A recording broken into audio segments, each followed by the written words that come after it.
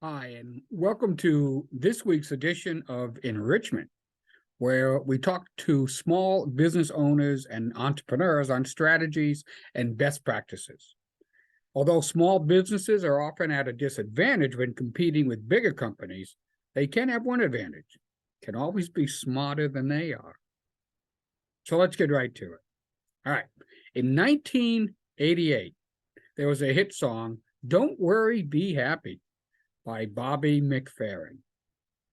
He sang, "In every life we have some trouble, but when you worry, you make it double." Now, I think we can all agree he was probably correct.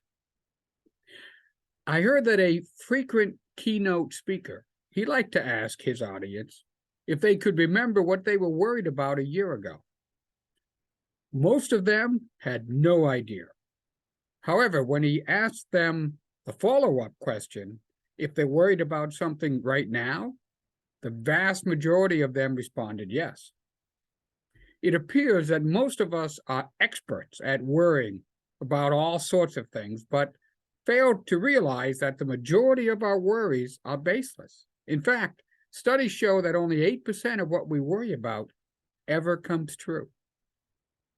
Handling worry is one of the most difficult things we face in life and in business. One of the most powerful antidotes to what I call worry fever is planning. If your temperature is rising over concerns or ever increasing burdens, the best way to cool things down is to create a plan. The moment you start to develop a plan, you begin the process of turning confusion into clarity, chaos into order. Too often when we worry, we're looking too far ahead. In fact, the interdisciplinary scientific field of study, known as chaos theory, addresses this with mathematical certainty.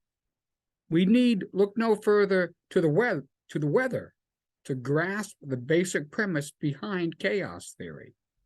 We can usually predict weather patterns accurately over the next few days.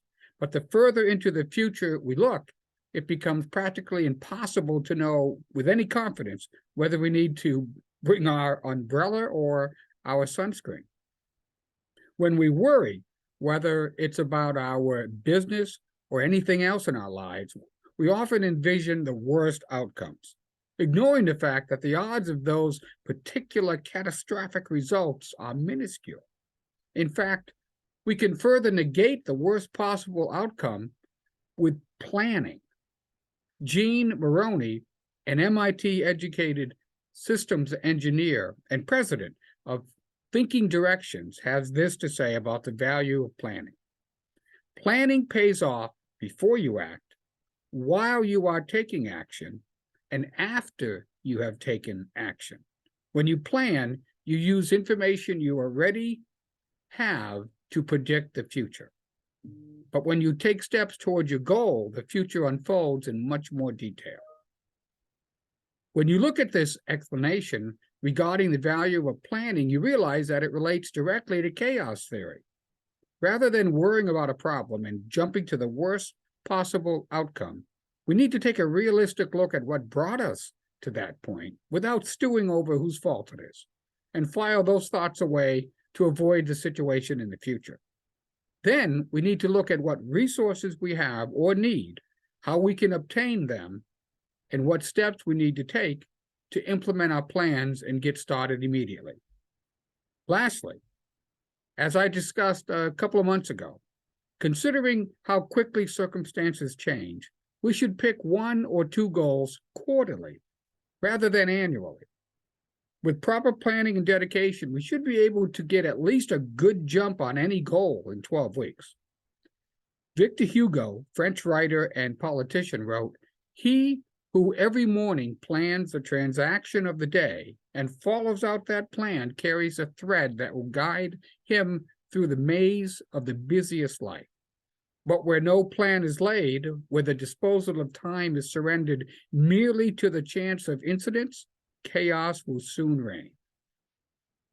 Okay, well, I hope you found that useful.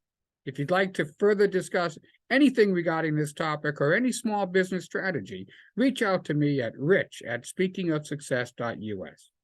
Oh, and before I forget, I'm excited to tell you that my book, Build Your Rep, is now available in paperback and ebook through Amazon. In Build Your Rep, I provide step-by-step guidance, showing you how to immediately enable prospective clients to recognize what you do, how to quickly educate them so that they fully understand what you can do for them, and finally, how to persuade them that you have the solutions to their problems. I urge you to give it a read and let me know what you think, and feel free to reach out if you have any questions. Well, as I said, that's it for this week. I hope you got something out of it. And if you have any questions, reach out to me. And we'll talk again next week. Thank you very much. Take care. Bye-bye.